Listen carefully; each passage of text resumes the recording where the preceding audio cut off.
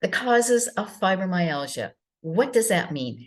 Unfortunately, I was diagnosed over 20 years ago, and I don't think they know a lot more about it, what causes it now than they did back then. When I was first diagnosed, my name is Lynanne Galloway. When I was first diagnosed over 20 years ago, the doctor told me, don't tell anybody you have it, because it was considered to be all in your head and possibly a mental illness. I mean, one of the first things they did was sent me to a psychiatrist. So it has evolved since then, but they still are not aware of what the actual cause of fibromyalgia is. So it's like a group of symptoms that include having pain. Basically, most people have it all over, or it moves around for over 3 months. And you have some other symptoms like headaches, fatigue. Fatigue actually is a very common one, where you have no energy, you can't get moving, and poor sleep. But one of the things that I found interesting is that stress is around all of it. So now, the latest research said is that there is from UK, London, England, that in the King's College, is that they are saying that based on what they can see, that it is related to an autoimmune disease.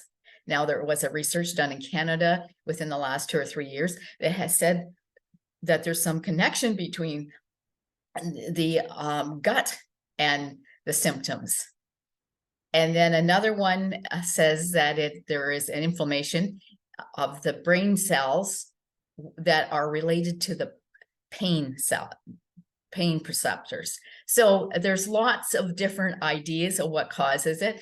And that it's more, one thing I found interesting is that stress almost always is a flare, what we would call a flare, or increase of symptoms, or if you've been in kind of like what you call a remission, then it comes back at full-fledged again if you have stress. So it seems, and I did read an article written by a chiropractor that was saying that stress was part of, she feels that there's one of the hormones in the stress reaction is a contributor. So there's lots of reasons why, but I do know stress does makes a difference for us.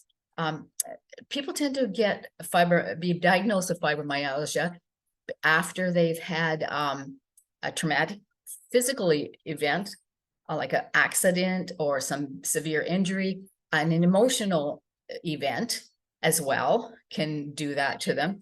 Infections, viruses, they all seem to be something that the person has had prior to being diagnosed with fibromyalgia.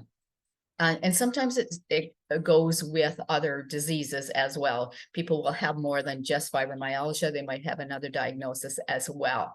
So what does the stress do to the body? Well, it sends a cascade of hormones in, and one of the things it does is stops some of the functions of the body, because what was meant for the stress hormone was that you stop what you're doing and deal with whatever's happening, a fight or flight response. So which would explain why there's issues around gut absorption, because it stops that piece from working because you want to get going.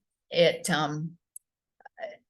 also sends a bunch of hormones in that put you in an alert all the time, which stresses your body even more. The high cortisols. So managing the stress is one of the ways that you can manage. It's not going to maybe take the fibromyalgia away, but managing stress will help you to function regularly and normal, whatever normal is. Anyhow, so what can you do for stress? Well, meditation, journaling, using gratitude, cognitive behavior therapy is excellent.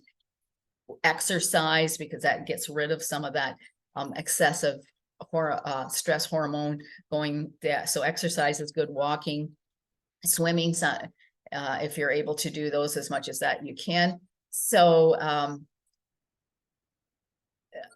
eating good nutrition, having a good sleep, setting boundaries around things that are causing you stress. Like if you have people that really stress you out, limiting the time that you're with them, or say, okay, this is what happens when we're together, so that can reduce your stress. So those are, being out in nature is probably one of the best grounding, deep de-stressor that there is. Epsom salts baths, some relaxation, whatever relaxes you is what you should be scheduling you to do every day to help you with managing your stress. So sorry, there are no specific causes for fibromyalgia yet, and someday that I will probably be able to do a video that says yes, there is. Now, if you would like to keep in contact, subscribe to my channel. And I also have a Facebook group called Managing Fibromyalgia Naturally. If you're on Facebook, you want to join our community, we would love for that. And we will chat later.